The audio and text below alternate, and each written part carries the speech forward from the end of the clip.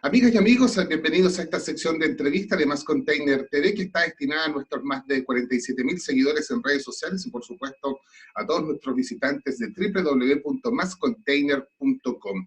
Programa de entrevista que es posible gracias a la gentileza de Camion Go y su suite de servicios logísticos, LATAM Logistics, como una empresa líder en el transporte de carga internacional, y PLS Peruvian Logistics Solutions. Ya estamos hoy para conversar junto a Leticia Astudillo. Ella es Principal Consultant de Drewry, que es, como todos sabemos, una agencia de servicios, de consultoría, de investigación marítima, una de las más reconocidas del mundo. ¿Cómo estás, Leticia? Un gusto que estés junto a nosotros. Nada, muy bien, trabajando desde casa, como todo el mundo, y aprendiendo lo que todo el mundo llama la nueva normal. Así que bien, sobreviviendo y aprendiendo. Partamos inmediatamente con las preguntas. A ver, se ha hablado mucho de esta época de COVID-19, donde los mercados han caído, se ha visto muy afectada la economía, pero ¿cómo está la salud financiera de las navieras? E incluso algunos estudios un poco catastróficos dicen que algunas de ellas podrían incluso sufrir graves perjuicios hasta desaparecer en algún par de años. ¿Es tan así? ¿Cómo va la salud financiera de las navieras, Leticia? Pues no va bien. Según ha analizado Drewry, tenemos una publicación reciente acerca de salud financiera de las navieras y de cómo se encuentran, no solo por la situación del COVID-19, sino por la situación que ya venía de fondo de estos últimos años. Sigue luchando, la industria naviera sigue luchando por la rentabilidad sostenible. Y aunque los márgenes EBIT y los cash flows operacionales crecieron hasta 2019, han seguido bajos los retornos de la inversión y todo por debajo del coste de capital. La deuda se ha incrementado desde 2016 y todo esto se debe a las estrategias de integración vertical, las expansiones de flota, los cambios de criterio de contabilidad, pero de manera que la deuda actual es el doble de la deuda de 2008.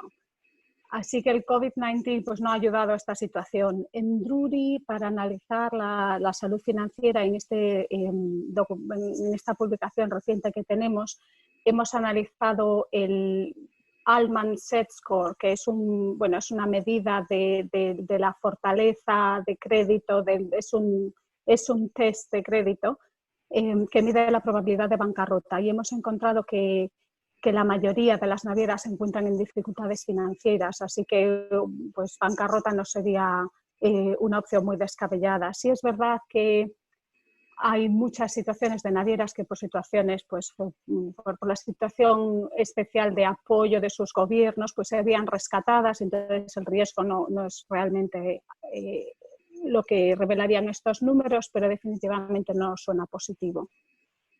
Ahora, ¿qué pasa con lo que se denomina el blank sailing, que hay muchos viajes, entre comillas, que no se realizan? ¿Eso también ha afectado a la industria? Sí, y justo Drewry ha lanzado recientemente una publicación semanal de los blank sailings. Los monitorizamos para saber qué es lo que ha pasado, que son las cancelaciones de paradas en puerto, ya sea un puerto en particular o toda una ruta.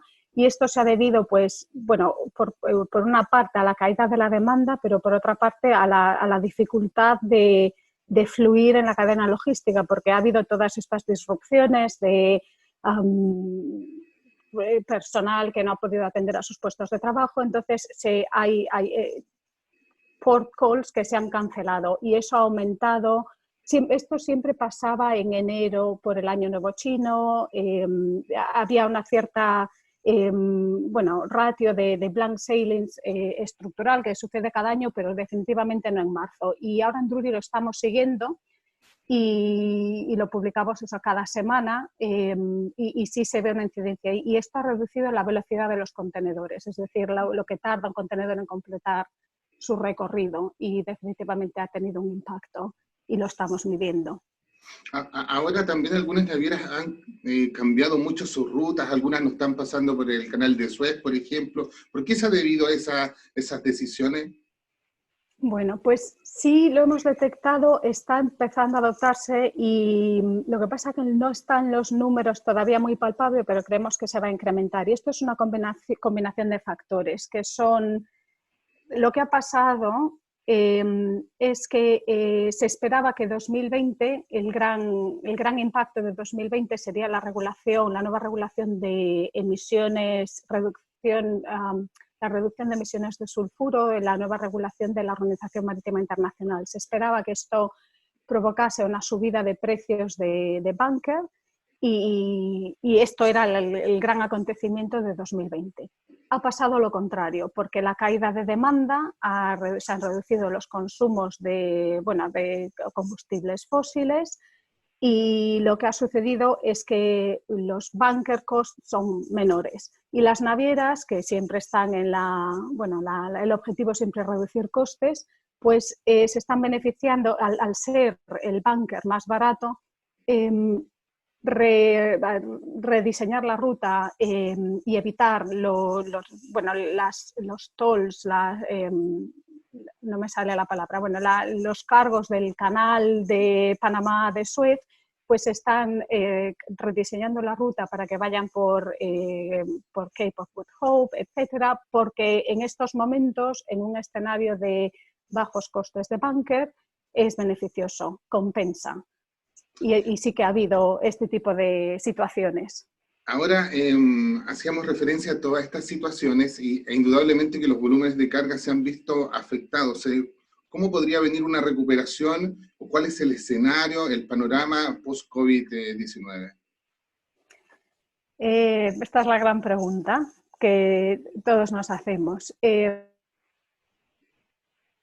Y la forma de la recuperación es algo que no se conoce, de todo es muy fluido, va avanzando cada semana, pues cambia la situación. Y lo que ha pasado, Drewry publica cada cuatrimestre su Container Forecaster, que son nuestra visión de los volúmenes de tráfico por geografía, y nos vimos en la obligación de publicar un update al poco tiempo de emitir nuestro forecast porque era inválido, porque lo que estaba pasando estaba sucediendo muy rápido.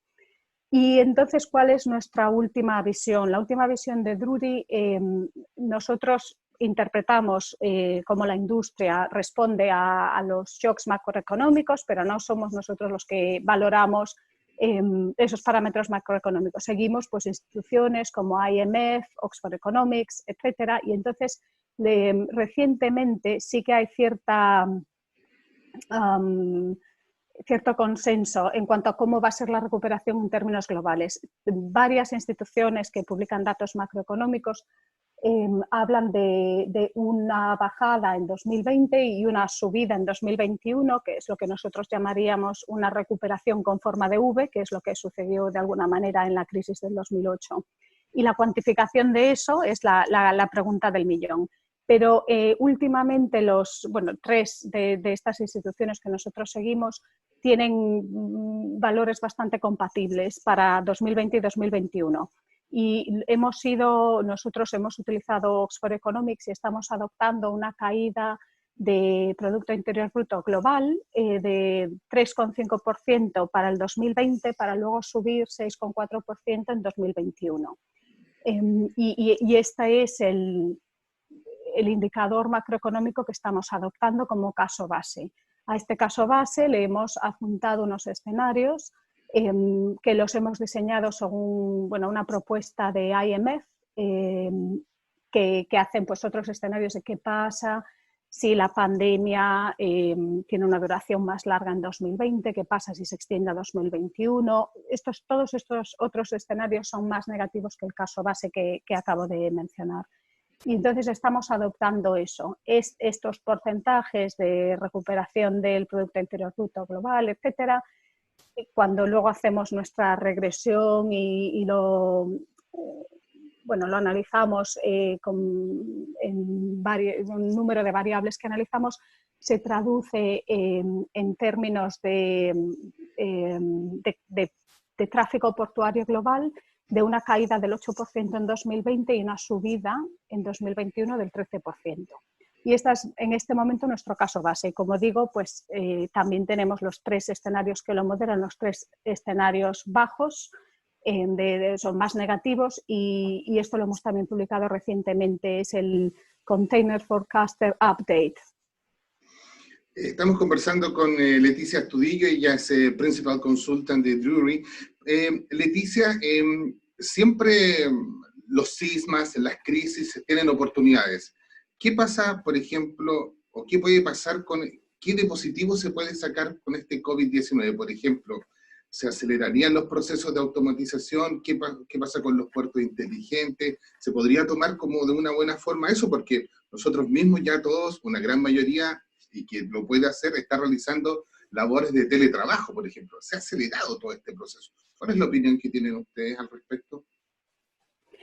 Pues sí, sin duda, COVID-19, y todo el mundo está de acuerdo porque todo el mundo pues, ha vivido esta adaptación rápida a las nuevas maneras de trabajar y de seguir viviendo y de seguir consiguiendo suministros para casa, que ha sido más difícil que el año pasado. Todos estamos de acuerdo que la digitalización, la transformación, esto ha sido un impulso para la transformación digital en todos los ámbitos, y obviamente en el ámbito logístico y en el comercio marítimo también, eso no hay duda. Pero sí que es verdad que hay como 2 conceptos a la hora de, no 2 conceptos, pero a la hora de automatización o de hablar de automatización, a menudo uno asume que se está hablando de la automatización del proceso de manipulación de cargas en una terminal, que estos son proyectos de una gran inversión inicial, de adquisición de equipo, es un proyecto bastante relevante. Pero digitalización no es eso, son muchas otras cosas, son muchas tecnologías y pequeños ajustes a un montón de procesos que los pueden optimizar. Entonces, nuestra visión es probablemente, como va a haber obviamente está habiendo una caída de demanda, va a haber una bajada de la actividad económica. No será probablemente el momento de grandes inversiones a corto o a medio plazo, probablemente sí que se van a retrasar proyectos de automatización de terminales. Sin embargo, como he dicho, digitalización no es eso solo, es todo lo demás.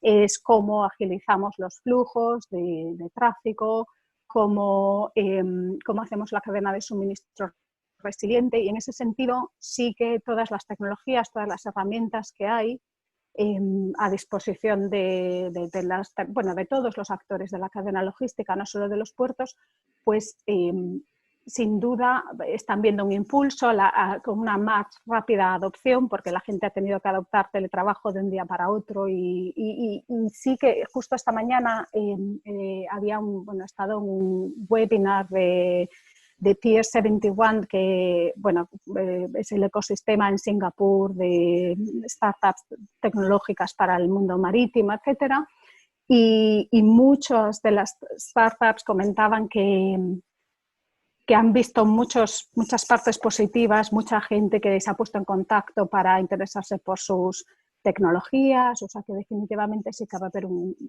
sí que es un impacto positivo. Y hay algunos otros impactos positivos que todos también hemos notado a pequeña escala en nuestro día a día, como son los beneficios medioambientales que ha habido de nuestra nueva manera de actuar, con menor consumo de combustibles fósiles, y de repente todos esos objetivos medioambientales que un montón de cumbres medioambientales habían intentado conseguir, pues han conseguido de repente.